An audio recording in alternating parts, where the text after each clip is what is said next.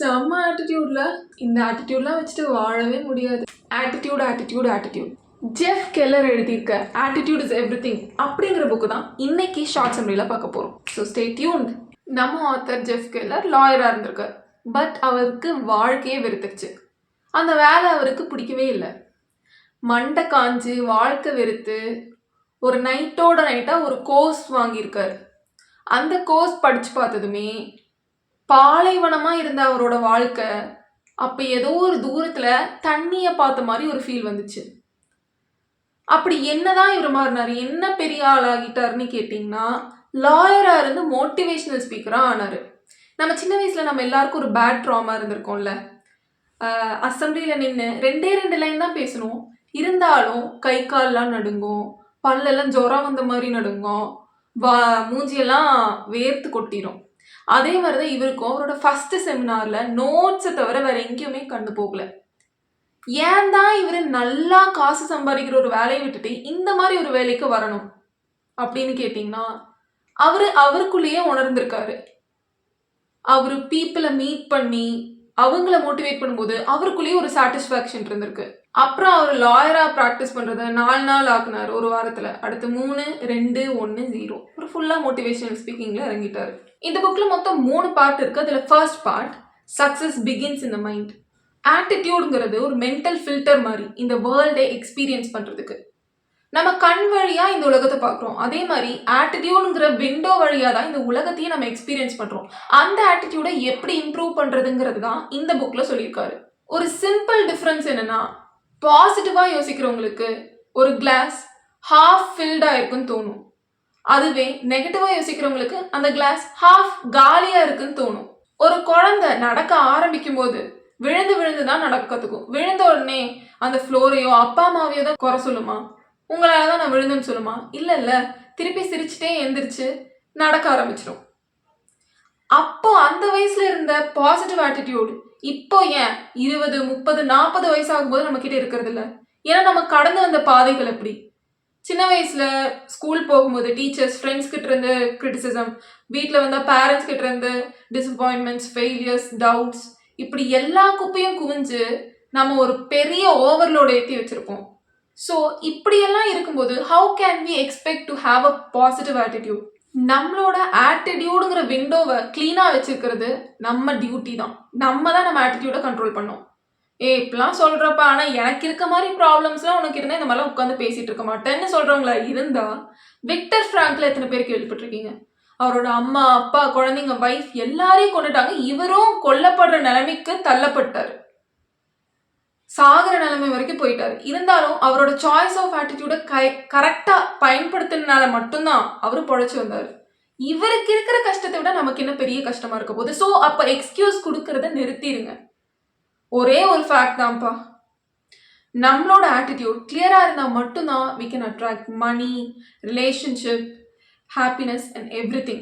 நீங்கள் ஒரு விஷயத்த வேணும்னு நினைப்பீங்க, இருந்தாலுமே அந்த ஆழ் மனசுக்குள்ள ஏதோ ஒன்று, இந்த மாதிரி பர்சனால நம்மளால ஆக முடியுமா, இதெல்லாம் நம்மளால முடியுமா, முடியாது இல்லை அப்படின்னு உள்ளுக்குள்ள ஏதோ ஒன்று ஒரு டவுட் இருந்துகிட்டே இருக்கும்.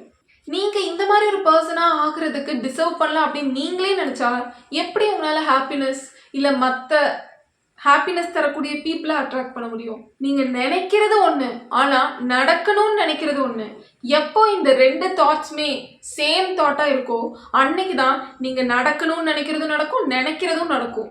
டெய்லி காலங்காத்தால எழுந்திரிச்சிட்டு ஒரு 5 நிமிஷம் மட்டும் மோட்டிவேஷனல் ஸ்பீச்சோ புக்கோ ஏதோ ஒன்று படிச்சுட்டு மோட்டிவேஷனாக இருந்துட்டு மிச்சம் 10 மணி நேரமும் ஃபுல்லாக இதெல்லாம் என்னால் பண்ண முடியுமா, இதெல்லாம் முடியுமா, இதெல்லாம் எனக்கு வருமா, கிடைக்குமா அப்படின்னு பயந்துட்டே இருந்தால் உங்கள் டாமினன்ட் தாட்ஸ், திங்கிங் மட்டும்தான் உங்களை அஃபெக்ட் பண்ணும். ஸோ அதை கவனமாக பார்த்துக்கோங்க. இப்போ எக்ஸாம்பிளுக்கு நம்ம ஆத்தருக்கு 2 வீடு வாங்கணும்னு தோணுச்சு. இவரும் யோசிச்சுட்டே இருக்காரு, ஆனால் பண்ண முடியல. ஸோ ஒரு டைம் ஒரு முடிவு எடுக்கிறாரு. இந்த வருஷம் முடியறதுக்குள்ள நான் எப்படியாவது 2 வீட்டுக்கும் ஓனர் ஆயிடணும்னு நினைக்கிறாரு. அது மட்டும் இல்லாமல் கண்டினியூஸாக எப்பெல்லாம் ஃப்ரீ டைம் கிடைக்குதோ ரிப்பீட் பண்ணிட்டு அதை எழுதி கண்ணு முன்னாடி எங்கேயாவது இருப்போ கொட்டிகிட்டே இருக்காரு. உங்களுக்கு ஒரு ஃபேக்ட் தெரியுமா? இந்த ரிப்பிட்டிஷன் ஒரு சூப்பர் ஸ்டார் மாதிரி. உங்களுக்கு என்ன ஆகணும்னு நினைக்கிறீங்களோ அதை எழுதி எழுதி எழுதி எழுதி ஒட்டி ஒட்டி ஒட்டி ஒட்டி அது மட்டும் இல்லாமல் நீங்கள் மோட்டிவேஷனல் ஸ்பீச்சோ இல்லை புக்ஸோ ஏதோ ஒரு ஆர்டிக்கிள் ஏதோ ஒன்று உங்கள் ஃப்ரீ டைமில் படிச்சுட்டே இருந்தீங்கன்னா கண்டிப்பாக நீங்கள் என்னவா ஆகணும்னு நினைக்கிறீங்களோ கண்டிப்பாக இருவீங்க. அதே மாதிரி தான் இவரும் பண்ணியிருக்காரு. அது மட்டும் இல்லாமல் ஆக்ஷன்ஸும் எடுத்திருக்காரு. அந்த 2 வீடை வாங்குறதுக்குள்ளே இந்த மனுஷன் 100 வீடை வந்து பார்த்துட்டு வந்திருக்காரு. ஸோ அந்த year end 2 days before 29th December அன்னைக்கு 2 வீட்டுக்கு ஓனர் ஆயிட்டார். So attitude changes us. Over நைட்ல எல்லாம் சக்ஸஸ் கிடைச்சிருமா? இப்படியே மோட்டிவேஷனல் வீடியோலாம் ஒரு நாள் முழுக்க பார்த்துட்டு வேலை செஞ்சா கண்டிப்பாக அன்னைக்கு நைட் பணமழை பொழியுமான்னு கேட்டால் கண்டிப்பாக கிடையாது. எஃபர்ட்ஸ், கன்சிஸ்டன்சி அண்ட் முக்கியமாக என்கிட்ட பர்சனலாக இல்லாத ஒரு விஷயம் பேஷன்ஸ் இருந்தால் மட்டும்தான் நம்மளால சக்ஸஸ் ஆக முடியும். நமக்கு ஒரு அட்ராக்டிவ் பர்சனாக ஆகணும்னு தோணும். அப்படி தோண மட்டும்தான் செஞ்சால் அதுதான் தப்பு. நீங்கள் அந்த அட்ராக்டிவ் பர்சனாக ஆகணும்னு நினைக்கிறீங்கல்ல, அந்த பர்சன் மாதிரியே வாழ கற்றுக்கணும். நீங்கள் என்னெல்லாம் அச்சீவ் பண்ணணும்னு நினைக்கிறீங்களோ அதெல்லாம் விஷுவலைஸ் பண்ண கற்றுக்கணும். பெரிய பெரிய ஆக்டர்ஸ், சிங்கர்ஸ், அத்லெட்ஸ் இவங்களெல்லாம் கேட்கும்போது இவ்வளோ ஃபேம் கிடைச்சதுக்கப்புறம் உங்களுக்கு எப்படி இருந்துச்சுன்னு கேட்டால் இதெல்லாம் நான் முன்னாடியே யோசிச்சது தான், எனக்கு ஆல்ரெடி தெரியும், நான் ஆல்ரெடி விஷுவலைஸ் பண்ணிட்டேன், இமேஜின் பண்ணிட்டேன்னு தான் சொல்லுவாங்க. சின்ன வயசில் 2 2s ஆர் எவ்வளோன்னு கேட்கும்போது ரொம்ப ஈகராக ஆவலோட நம்ம தான் சொல்லிடணும் அப்படின்னு சொல்லிட்டு கரெக்டாக தப்பா 5ன்னு சொல்லி எல்லாரும் அதை பார்த்து சிரிச்சிட்டு நம்மளோட பல்பு அன்னைக்கு ஃபியூஸ் ஆனதான் இன்னைக்கு வரைக்கும் அந்த மாதிரி ஒரு சூழ்நிலை வந்து கை தூக்கி ஆன்சர் பண்ணணும்னு சொன்னால் அந்த பாயிண்ட் ஆஃப் டைமில் நமக்கு திருப்பியும் அந்த ஓல்ட் மூவி 2 2s ஆர் ஞாபகம் வந்து இதெல்லாம் பண்ணாதன்னு சொல்லி அப்படியே உட்கார வச்சிடும். நான் ஒரு குவிக்காக எக்ஸ்பெரிமெண்ட் சொல்கிறேன், அதை ட்ரை பண்ணி பாருங்கள். ஃபர்ஸ்ட் ஒரு உங்களுக்கு பிடிச்ச ஐஸ்கிரீம் ஃப்ளேவரை பற்றி யோசிச்சுக்கோங்க. அப்புறம் எலிஃபண்ட் வந்து கண்ணு முன்னாடி கொண்டு வாங்க. அதுக்கு பிங்க் கலர் ஆட் பண்ணுங்கள். திருப்பியும் அந்த ஐஸ்கிரீமையே கொண்டு வாங்க. உங்கள் மைண்டை உங்களால் கண்ட்ரோல் பண்ண முடியுதுல்ல? அப்போது இந்த ஓல்ட் மூவிஸ் எல்லாம் ரீப்ளே பண்ணுறதையும் பாஸ் பண்ணுறதையும் டெலிட் பண்ணுறது கூட உங்கள் கையில் தான் இருக்குது. ஒரு 1000 பேருக்கு முன்னாடி போயிட்டு நின்று பேச சொன்னால் ஏன் நீங்கள் ஏதோ தப்பாக சொல்லி அவங்க எல்லாம் உங்களை பற்றி சிரிக்கிற மாதிரி தோணுது? அதுவே ஏன் நீங்கள் செம்மையாக பேசி கான்ஃபிடென்ஸோடு பேசி எல்லோரும் கை தட்டுற மாதிரி தோண மாட்டேங்குது? ஒன்று நல்லா ஞாபகம் வச்சுக்கோங்க, நீங்கள் தான் உங்கள் ஸ்டோரிக்கு director, script writer, costume designer கூடி. ஒரு ஃபேமஸ் கமீடியன் ஒருத்தர் அவர் ஃபேமஸ் ஆகுறதுக்கு முன்னாடியே $10 million ஒரு போஸ்ட் டேட்டட் செக் எழுதி வச்சிருக்காரு. அவர் நினச்ச மாதிரியே அவரோட வேலையில் அதுக்கு அதிகமாகவே அவருக்கு சம்பளம் வந்துருச்சு. இப்போ பெரிய ஜட்ஜ் இல்லை டாக்டர்லாம் பார்த்தீங்கன்னா அவங்க சின்ன வயசுலேருந்தே அவங்க பேருக்கு முன்னாடி டாக்டரோ ஜட்ஜோ ஆகிறதுக்கு முன்னாடியே டாக்டர் அவங்க நேம், ஜட்ஜ் அவங்க நேம் அப்படின்னு எழுதியிருப்பாங்க. இது எல்லாமே லூசுத்தனமாக தெரியுதுன்னா அப்படிதான் கிடையாது. இது எல்லாமே நம்ம சப்கான்ஷியஸ் மைண்டை நம்ப வைக்கிறதுக்கு, புரிய வைக்கிறதுக்கு, பதிய வைக்கிறதுக்கு சின்ன சின்ன எக்ஸசைஸ். இதெல்லாம் கண்டிப்பாக நீங்களும் ட்ரை பண்ணி பாருங்கள். கமிட்மெண்ட் மட்டும் கொடுத்தா ஒரு பெரிய மலையை கூட நகர்த்திடலாமாமா. நீங்கள் ஒரு விஷயத்துக்கு கமிட்மெண்ட் கொடுத்துட்டா அந்த விஷயத்தை பண்ணுறதுக்காக எந்த எல்லைக்கும் போகணும். ஒரு 5 ஸ்டெப் பண்ணால் அந்த கோல் அடைய முடியும் அப்படின்னா அந்த 5 ஸ்டெப்பு பண்ணணும். 50னா 50ஐயும் பண்ணணும், 100 நாளும் அந்த 100ஐயும் பண்ணணும். நீங்கள் ஆல்கிமிஸ்ட் அப்படிங்கிற புக்கை படிச்சிருந்தீங்கன்னா தெரியும். உங்களுக்கு ஒரு விஷயத்தை அடையணும்னு நீங்கள் அந்த விஷயத்துக்காக கமிட்மெண்ட் கொடுத்துட்டா இந்த யூனிவர்ஸே உங்களுக்கு அந்த விஷயத்த கொண்டு வந்து சேர்க்கும். இந்த யூனிவர்ஸே உங்களை அதை அட்ராக்ட் பண்ண செய்யும். இப்போ நம்மள நிறையா பேர் கமிட்மெண்ட் கொடுத்த உடனே ரெஸ்ட்லெஸ்ஸே இல்லாமல் ஒரு பென்னு பேப்பர் எடுத்து இருக்கிற எல்லா கோலும் எடுத்து எல்லாத்தையும் அடைஞ்சிடணும்னு ரெஸ்ட்லெஸ்ஸே இல்லாமல் முந்திக்கிட்டு போய் பண்ணுவோம். ஆனால் சில டைம் கொடுத்தா கூடி நமக்கு திறக்காத கதவுகள் திறக்கலாம், பார்க்காத பீப்புளை பார்க்கலாம். நான் ஏன் இப்படி சொல்கிறேன்னா, நம்ம சில டைம் ஒரு விஷயத்த பண்ணணும்னு யோசிச்சு அதுக்காக ஸ்டெப்ஸ் எல்லாம் எடுத்துக்க மாட்டோம். பட் இருந்தாலுமே தானாக அது சம்மந்தப்பட்ட பீப்புளை பார்ப்போம், அது சம்மந்தப்பட்ட இன்ஃபர்மேஷன்ஸ் நம்ம காதுக்கு வந்து சேரும். இது ஒரு பெரிய மேஜிக் தான். இது வரைக்கும் பீப்புள் ரியலைஸ் பண்ணாத மேஜிக் தான். அப்படி இந்த மாதிரி உங்களுக்கு ஏதாவது மேஜிக் நடந்திருந்தா கீழே கமெண்ட்ஸில் போடுங்க.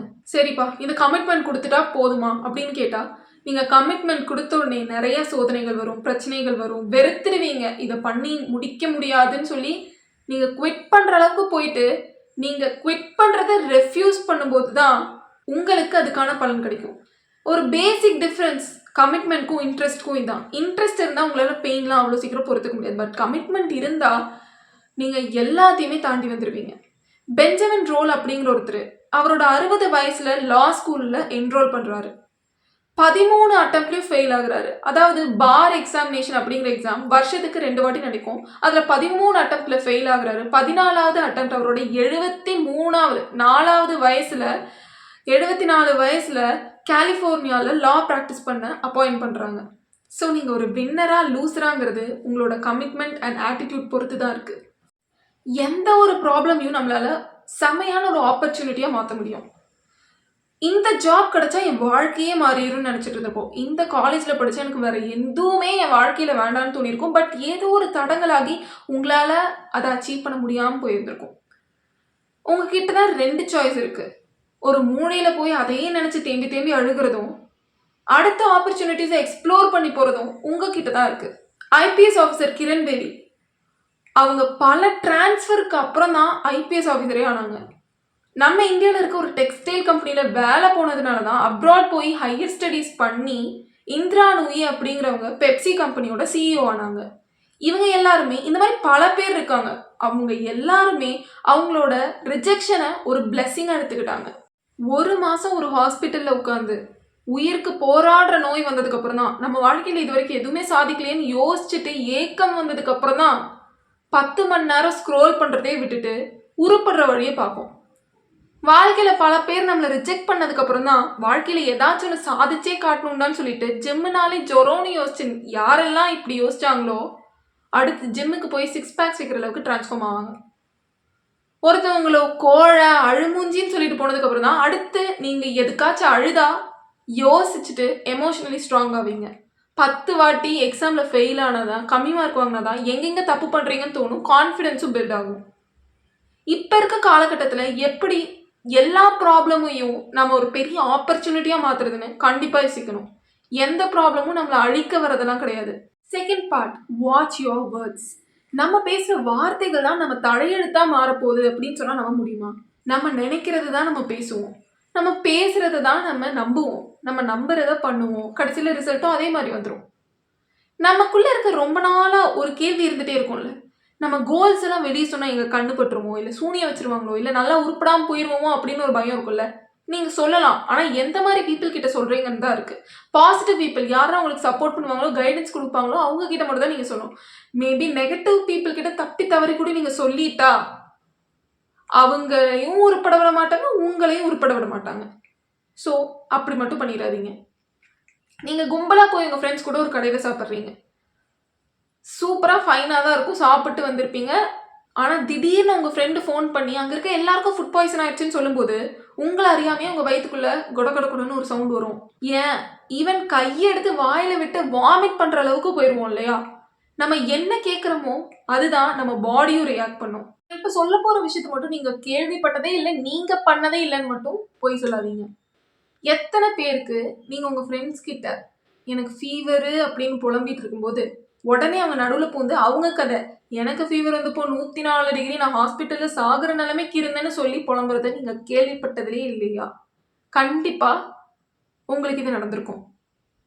ஸோ நீங்கள் ஒரு முதுகு வலின்னு சொல்லும்போது எத்தனை செகண்ட்குள்ளே உங்கள் ஃப்ரெண்டு நடுவில் பூந்து அவங்களோட வலியை பற்றி டிஸ்கிரைப் பண்ணுறாங்க. ஸோ நீங்கள் ஏதாச்சும் பற்றி கம்ப்ளைண்ட் பண்ணும்போது, புலம்பும்போது, do they really care? They really don't care. So இந்த மாதிரி கம்ப்ளைனர்ஸ்க்கு இது வந்து ஒரு கேம். அவங்கள பொறுத்த வரைக்கும் அவங்களோட பெயின் தான் இருக்கிறதுலே வேர்ஸ். So stop complaining. அடுத்த டைம் ஏதாவது கம்ப்ளைண்ட் பண்ணுறதுக்கு முன்னாடி ஒரு பென்னும் பேப்பரும் எடுத்து நீங்கள் எத்தனை விஷயத்துக்கு கிரேட்ஃபுல்லாக இருக்கீங்கன்னு யோசித்து எழுதுங்க. நம்ம வாழ்க்கையில் இருக்க பாதியில் முக்கால்வாசி விஷயத்துக்கு நம்ம கிராண்டடாக தான் எடுத்திருக்கோம். சோறு போடுறதுக்கே அப்பா அம்மா இல்லைன்னா PS5 வேணும்னு அடம் பிடிச்சிருக்க மாட்டோம்.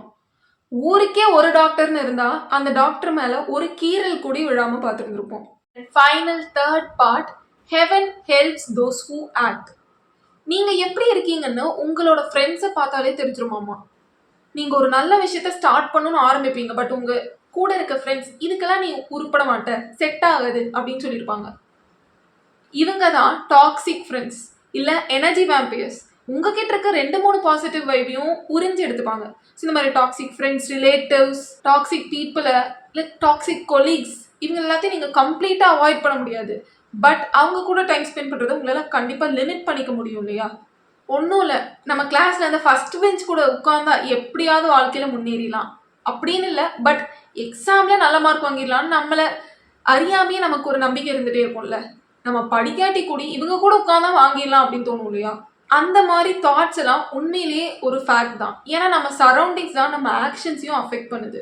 நீங்க எந்த விஷயத்துக்கெல்லாம் பயப்படுறீங்களோ அந்த விஷயத்தெல்லாம் நீங்க செஞ்சுட்டா அந்த பயமே நம்ம கிட்ட தோத்து போயிருமாமா, செத்து போயிருமாமா.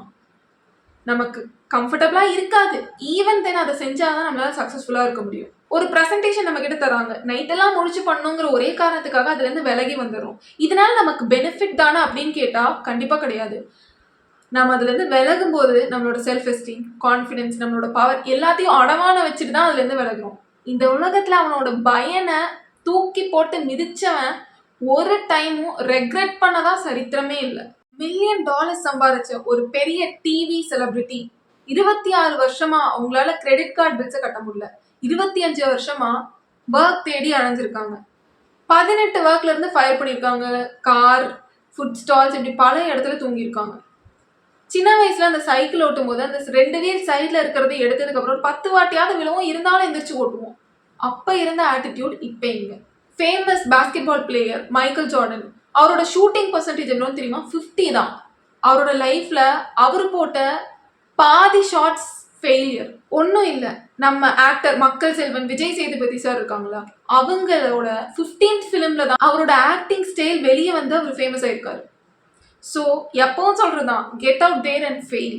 நீங்க எந்த வயசா இருந்தாலும் நெட்வொர்க் பில்ட் பண்றதுங்கிறது ஒரு இம்பார்ட்டன்டான விஷயம். நீங்க இதுவரைக்கும் நடந்த எல்லா இன்டர்வியூலையும் ரிஜெக்ட் ஆகிட்டே இருந்தா ஒரே ஒரு இன்டர்வியூ கண்ணை மூடிட்டு பாசிட்டிவா போயிட்டு வாங்க. they'll surely want to hire you.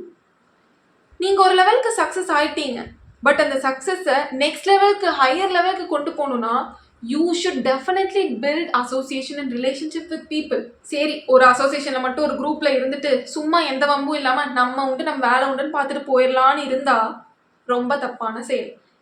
நீங்க அந்த குரூப்ல ஆக்டிவா பார்ட்டிசிபேட் பண்ணணும், நிறைய ஆர்கனைஸ் பண்ணணும், மற்றவங்க சொல்றத முக்கியமா கேட்கணும். நீங்க எவ்வளோ பெரிய ஆளா இருந்தாலும் மற்றவங்க சொல்றத கேட்கணும். B a good listener.